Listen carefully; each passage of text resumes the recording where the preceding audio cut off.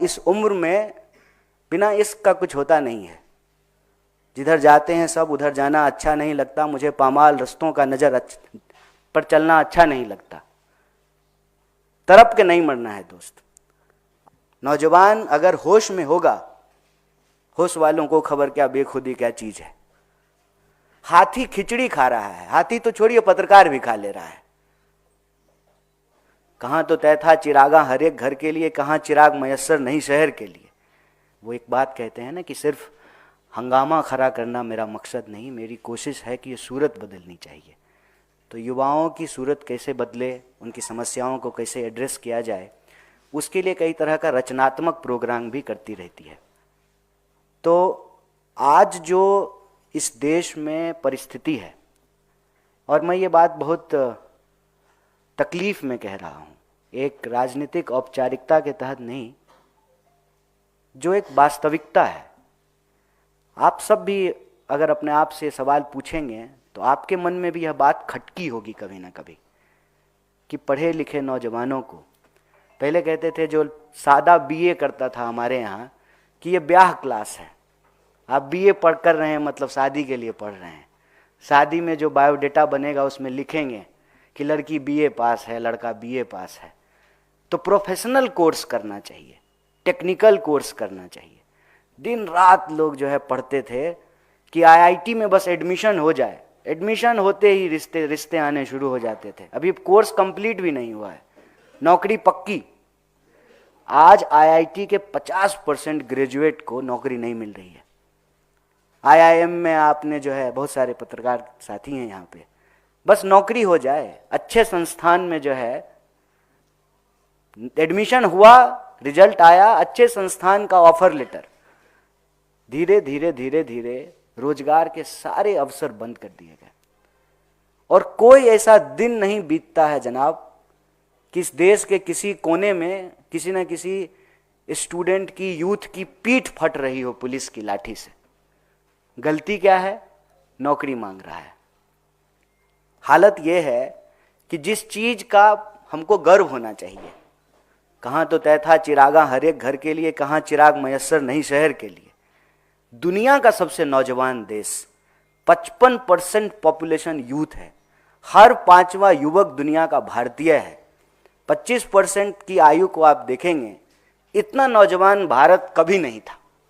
मानव सभ्यता के इतिहास में जितना नौजवान आज भारत है कभी नहीं था। इतनी नौजवान आबादी, पढ़े लिखे लोग, और वास्तविकता क्या है? 1 घंटे में 2 नौजवान आत्महत्या कर रहे हैं। सारे सुसाइड रेट को जो है यूथ सुसाइड ने सरपास कर दिया है। किसान को भी 1 घंटा घड़ी में होगा, 2 नौजवान इस देश का अपनी जान गंवा चुका होगा। ये कितनी दर्दनाक बात है कि आप सोचिए, जो पॉपुलेशन ग्रोथ है उसको सुसाइड रेट ओवर पास कर दिया है। और ऐसा क्यों हो रहा है? इसकी वजह क्या है? इसकी वजह यह है कि एक तरफ पढ़े लिखे नौजवान को 5,000 की नौकरी नहीं है, और एक नौजवान, उसकी शादी में 5,000 करोड़ खर्च किया गया। एक ही देश है, एक तरफ 5,000 की नौकरी नहीं है, दूसरी तरफ शादी में 5,000 करोड़ खर्च किया गया। लोगों को खाने को नहीं मिल रहा है, तभी तो सरकार जो है 5 किलो अनाज दे रही है ना। हाथी खिचड़ी खा रहा है, हाथी तो छोड़िए पत्रकार भी खा ले रहा है। ये हम सब देख रहे हैं अपनी आंखों से। इसीलिए साजिश के तहत इन नौजवानों को नशे में धकेला जा रहा है। हजारों करोड़ के ड्रग्स तो पकड़े जाते हैं, जो नहीं पकड़े जाते हैं उसकी बात छोड़ दीजिए। नौजवान अगर होश में होगा, होश वालों को खबर क्या बेखुदी क्या चीज है, तो नौकरी मांगेगा ना, तो उसको नशे में धकेलो साजिशन। और नशा करके नौकरी तो दे नहीं रहे हैं। आईपीएल शुरू हुआ, कहा कि गली गली जो है क्रिकेटर निकालेंगे, गली गली जुआरी बना दिया है। साल भर जुआ चलता है। अपने बच्चों का ड्रीम खराब नहीं हो जाए इसलिए हमको कह रहा है कि ड्रीम 11 पे टीम बनाओ।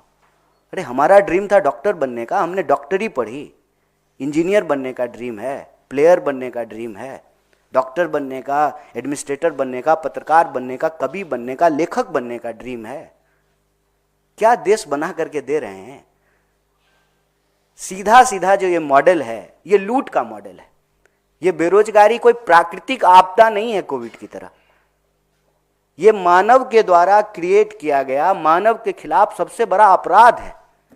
जब आपने नोटबंदी की, हजारों चाउमीन के ठेले बंद हो गए, हजारों गोलगप्पे की दुकान बंद हो गए, हजारों जूस का ठेला बंद हो गया, हजारों छोटे छोटे रोजगार करने के जो संस्थान थे जहां लोगों को नौकरियां मिल रही थी उसको बंद कर दिया।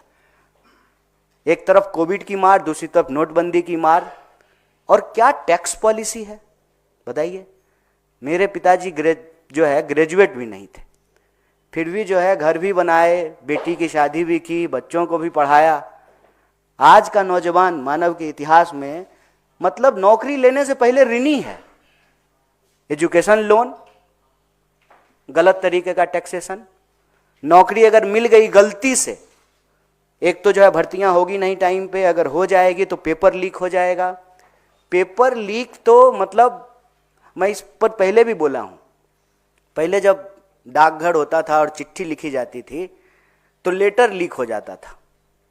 कई बार लोग हाथ डाल करके बॉक्स से निकाल करके चिट्ठी पढ़ लेते थे। नौजवानों का ये बड़ा गजब का इंटरटेनमेंट हुआ करता था, तब तो मीम था नहीं। जितना लेटर लीक नहीं होता है उससे ज़्यादा पेपर लीक हो रहा है इस सरकार में। कोई ऐसा एग्जाम नहीं है जिस पर सवाल नहीं उठते हैं। पता नहीं यूपीएससी बेचारी कब तक टिकेगी, वहां भी ये लैटरल एंट्री लेकर के आ गए हैं। एक भी जगह बता दीजिए जहां नौजवान पक्का करे कि हम पढ़ रहे हैं, हमको नौकरी मिलेगी। और पढ़ना भी आसान नहीं है।